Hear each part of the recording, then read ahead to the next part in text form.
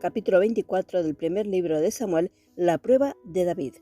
Continuamos en la tercera división del libro primero de Samuel, que va de los capítulos 16 al 31, donde vemos la unción de David y la espera a su reinado, el rey de la elección y la selección de Dios. Y ahora contemplaremos la prueba de David. En nuestra emisión anterior, consideramos cómo David y sus hombres fueron encerrados por el ejército de Saúl, sin camino para escapar, en lo que fue la sexta parada llamada Zif. Ahora entramos en la séptima parada, que es Engadi. Ella significa la fuente del cabrito. Vemos que cuando David sale de Zif, le dieron aviso a Saúl de este evento. Así que luego de perseguir a los filisteos, Saúl va hacia David en Engadi, con el mismo propósito de exterminarlo. Sin embargo, a pesar de ello, cuando David tuvo oportunidad de terminar con Saúl, no lo hizo. Aún en esta situación aparentemente desesperada, David no atacó a Saúl ni dependió de su propia habilidad para librarse de su mano. David esperaba en Dios para defender su causa porque sabía que Dios nunca le había fallado. Es así que David perdona la vida de Saúl en Engadi. Leemos en 1 Samuel capítulo 24, verso 1 en adelante. Verso 1. Cuando Saúl volvió de perseguir a los filisteos, le dieron aviso diciendo: «Y aquí David está en el desierto de Engadi». Verso 2. Y tomando Saúl 3,000 hombres escogidos de todo Israel, fue en busca de David y sus hombres por las cumbres de los peñascos de las cabras monteses. Verso 3. Cuando llegó un redil de ovejas en el camino, donde había una cueva, entró Saúl en ella para cubrir sus pies, y David y sus hombres estaban sentados en los rincones de la cueva. Verso 4. Entonces los hombres de David le dijeron: «He aquí el día de que te dijo Jehová, y aquí que entrego a tu enemigo en tu mano, y harás con él como te pareciere». Y se levantó David y calladamente cortó la orilla del manto de Saúl. Verso 5. Después de esto se turbó el corazón de David porque había cortado la orilla del manto de Saúl. Verso 6. Y dijo a sus hombres: «Jehová me guarde de hacer tal cosa contra mi señor el ungido de Jehová, que yo extienda mi mano contra él, porque él es el ungido de Jehová». Verso 7. Así reprimió David a sus hombres con palabras, y no les permitió que se levantasen contra Saúl, y Saúl, saliendo de la cueva, siguió su camino. En el relato de 1 de Samuel capítulo 24, verso 1 al 15, vemos plasmado el perfil de David, el carácter de piedad, el cual brilla aún más en este pasaje como un ejemplo del cual todos nosotros es menester seguir. David sigue confiando en el Señor por su protección, liberación y el cumplimiento de sus promesas para con él. Rehúsa tomar la vida de Saúl por su propia mano. Declina forzar su voluntad porque busca que la voluntad genuina de Dios sea hecha. Pero hallamos un contraste de la actitud de David con la actitud de los soldados, y veremos el perfil de los soldados. Los hombres que estaban con David también estaban cansados de ser perseguidos por Saúl, así como David, pero ellos reaccionaron a esta situación según el razonamiento de su carne y no según la voluntad de Dios. En verdad que según la carne, tiene sentido que uno tenga el derecho de hacerlo, si es que uno tiene la oportunidad de lastimar a quien le lastima a uno.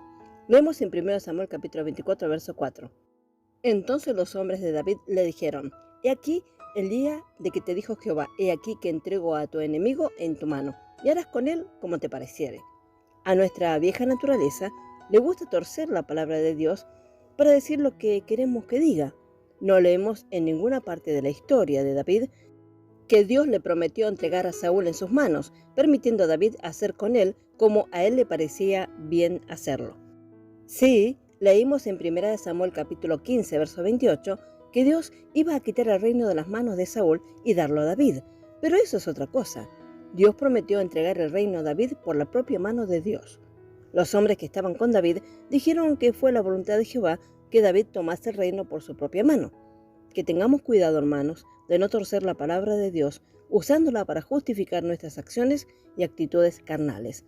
No es poca cosa torcer la palabra del Señor.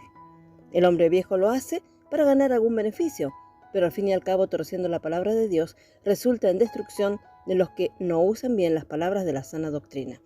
Leemos un pasaje en 2 de Pedro capítulo 3, verso 15 al 18. Verso 15.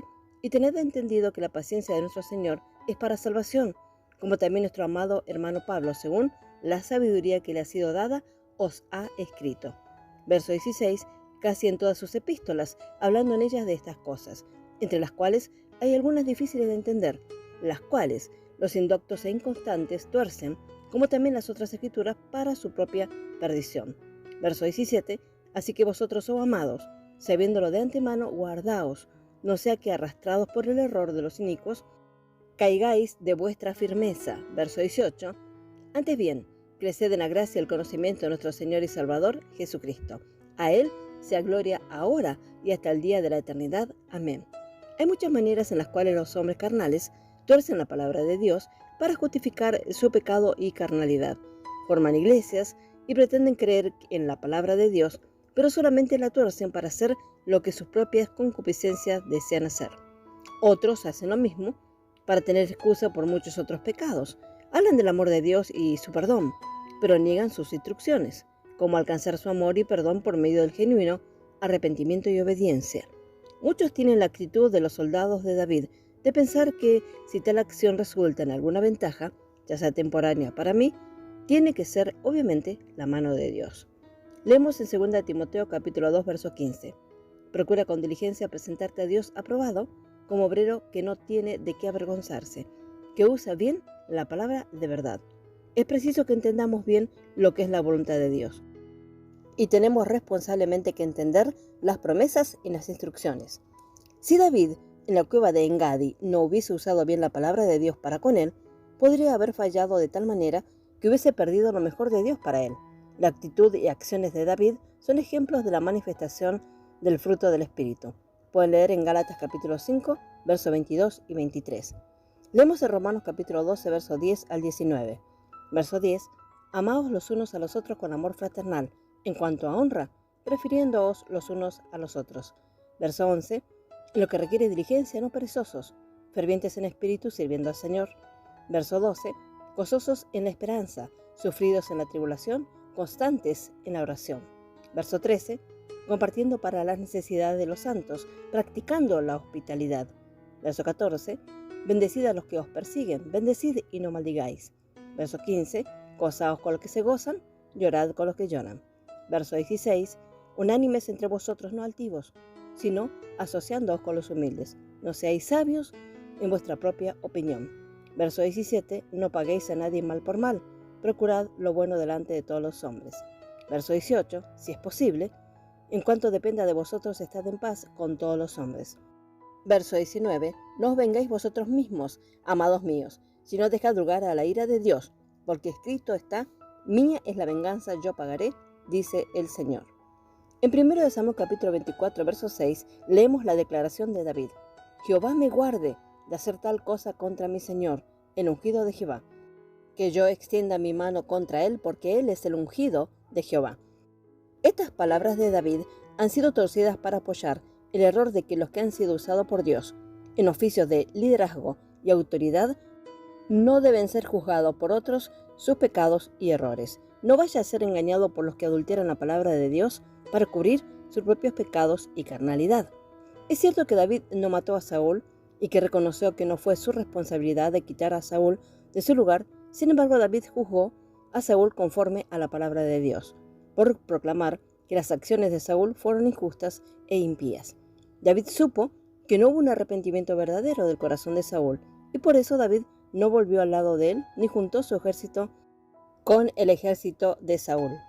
Mantuvo una separación y no abrazó a Saúl en estas condiciones. Las palabras de David simplemente reflejan el entendimiento que Dios tuvo su tiempo y su manera de tratar con Saúl. Continuamos el relato de 1 Samuel capítulo 24, verso 9 y 10. Verso 9. Y dijo David a Saúl: ¿por qué oyes las palabras de los que dicen, mira que David procura tu mal? Verso 10. He aquí, han visto hoy tus ojos, cómo Jehová te ha puesto hoy en mis manos en la cueva, y me dijeron que te matase, pero te perdoné, porque dije, no extenderé mi mano contra mi Señor, porque es el ungido de Jehová. En verdad, David había logrado victorias antes en la escuela del desierto. Había vivido en su juventud ante el Señor, haciendo su voluntad en las pequeñas cosas que le vino a la mano, cuidando las ovejas en obediencia a su padre. Fue en ese momento que él mató al león y tuvo la dependencia del Dios vivo. Después tuvo el gran triunfo sobre Goliat, que lo puso en el centro de la atención del tribunal de Saúl. Los lugares altos y sus honores no empañaron el valor de la libra esterlina de su carácter. Así como Daniel en un día más tarde se manifestó como vencedor en la bonanza, y luego vino la adversidad en el campo de entrenamiento, con todas sus privaciones y peligros. Aquí se encontraron no solo los mayores, sino también las más grandes victorias. Había sido capacitado y así manifestando tener control sobre sí mismo, así como de las circunstancias, y por lo tanto es digno de reinar. Porque como declaró más tarde David, el que gobierna sobre los hombres debe ser justo en la sentencia y el temor de Dios. Y leemos este pasaje en la versión revisada, 2 de Samuel capítulo 23, verso 3. El Dios de Israel ha dicho, me habló la roca de Israel, habrá un justo que gobierne entre los hombres, que gobierne en el temor de Dios. 2 veces en este libro nos encontramos que Saúl estuvo en la mano de David.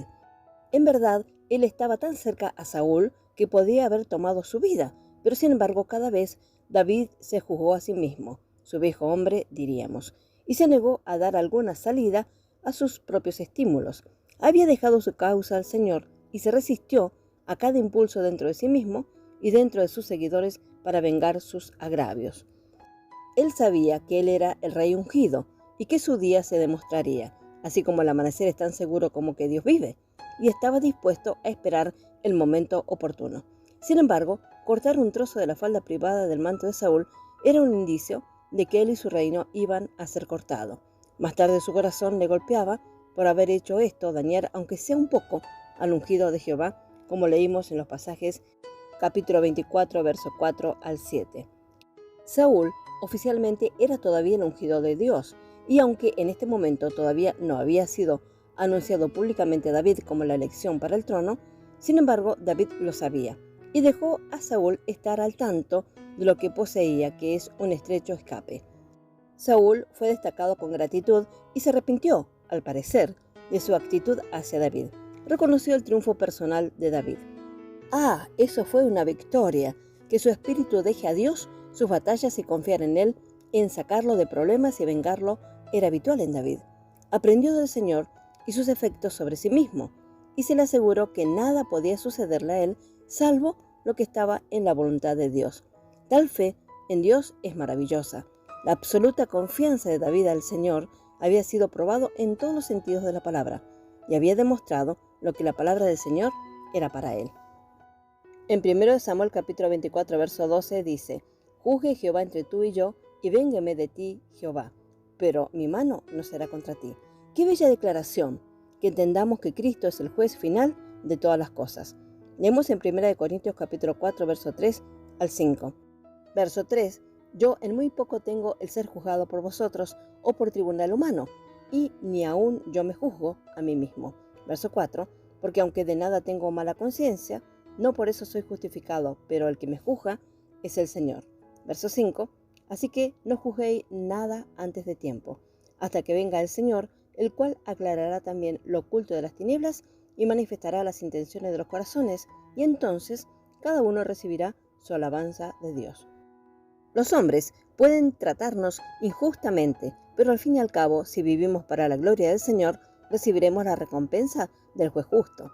Lea el Salmo 142 para entender más de la actitud y fe de David durante este tiempo en la cueva. Siguiendo el relato en 1 Samuel capítulo 24, verso 16 al 22, hallamos que Saúl, a la luz de la piedad de David, expresa remordimiento y vergüenza por su injusticia y también contra el accionar contra David, pero no muestra ninguna señal de un arrepentimiento verdadero y genuino. En verdad que las palabras y acciones de David convencieron a Saúl, pero no le cambiaron. Sabemos que no se arrepintió verdaderamente, porque un poco más adelante, en los sucesivos eventos, él siguió en su camino de desobediencia e injusticia. Leemos el Salmo 35, verso 4.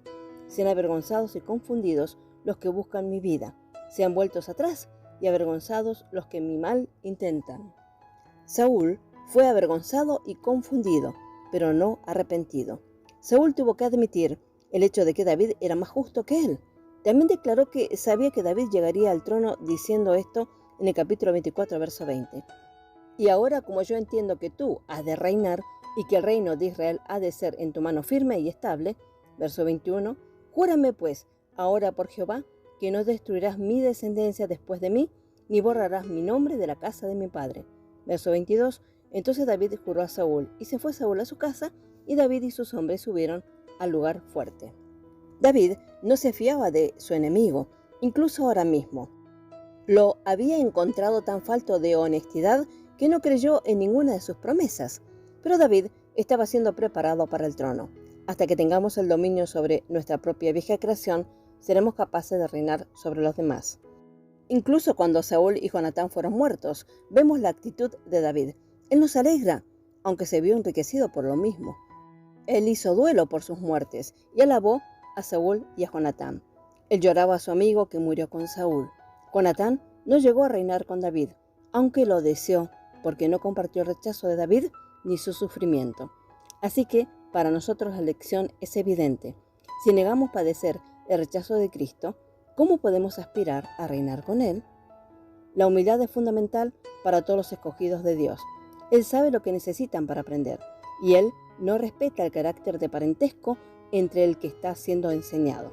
La disciplina es una necesidad absoluta, y si se rechaza la formación, esto deja secuelas antes de que sea aprobado. Esto solo demuestra que no son hombres maduros de Dios.